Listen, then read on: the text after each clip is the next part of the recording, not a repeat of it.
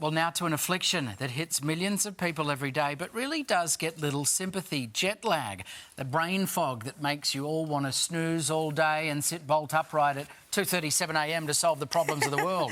Now, Qantas has shown off some special long-haul lighting to stimulate sunrise and sunset. Plus, there's new research showing that big breakfast could be the solution if you get the timing right. Dr. Steve Jasper, a.k.a. the jet lag guy, is here. Welcome to you. Good to see you. OK, let's start with your brekkie research. This is really interesting. So you're saying that after you land, you're supposed to eat a big breakfast that's good. and then skip dinner 3 days in a row. What's the science behind that? Just be a little bit careful with the breakfast. You're wanting to line up your stomach's circadian rhythm with your brain's circadian rhythm. So that's what they were looking at. And the study was looking at a time zone difference of about 6 hours. And if you're flying, say, to Paris, that's a 9-hour difference. So you might want to be a little bit careful, but using your stomach as well as your eyes to reset your circadian rhythm. So just be a little bit careful. And, you know, if you feel you can eat it, that you absolutely should have a nice big breakfast. But if you really feel you can't, hold off for a little bit. But definitely a big breakfast will help you if you can eat it. Get your circadian rhythm into the new time zone. Doctor, I'm certainly on board with phase one of that of that question, but then I'm just looking here at skipping dinner 3 days in a row. That brings up feelings of what I'll describe as horror. Look, you can have like a light soup or something, and if you have your big breakfast, you know, have your big breakfast, have your, you know, your English breakfast, your bangers, your fried egg, bacon, all those, that hash browns, absolutely, all that really good stuff, and then save it for later in the day, and then a few days in, you can treat yourself to a nice meal once you've adjusted to the new time zone. I've been telling you for ages, Mon, about the benefits of a light soup. You know, it's literally, I just tell to you, help you get to sleep. Steve has literally never said light soup ever in his life. Let's talk about special lighting. This is really interesting that Qantas is adding to the long-haul planes. You've got some gadgetry for us. We love gadgets. I do. These are wonderful gadgets. Now, these are jet lag goggles. They're called retimer glasses. My dad's got a pair of sunglasses invented in Australia. Yeah, they're cancer council and they're issued. made in Australia. They're very fetching on you. It looks like I'm going to Steve. a rave, actually. Yeah. Because they've got green lights in them. Have you ever been to a rave, This is Steve? a world exclusive. I'm going to plead the Fifth Amendment on that. Wise.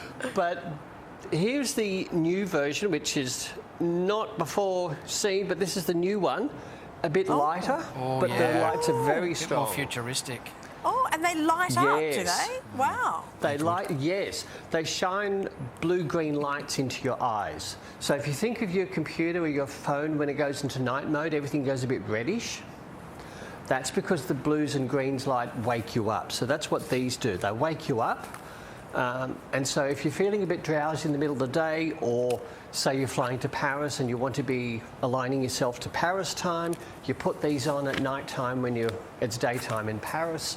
Or if you're somewhere like I was in Denmark in the middle of winter, this will help because there's not a lot of sunlight there. So Doctor, for viewers who are watching and they might be catching a long-haul flight tomorrow, what are the steps that they can take to reduce jet lag? Okay, well, the big one, first of all, is adjust your schedule as much as you can. So for Paris, stay up late and sleep in, because Paris is 8 hours behind us right now because they're on daylight saving. So that's the big one, scheduling. Second one is knowing your own body type and factoring the direction. So I'm a night owl. I like to be up at the crack of noon. And my last overseas trip was Paris. Noon, I like that. Not for the Olympics, sadly. But I could fly off to Paris and I'd be getting off the plane and I'd be fine, because as a night owl, it's easy for me to fly west. Flying home, I had to do everything. It was much harder. I had to throw everything at it, including these guys, to get back into the time zone.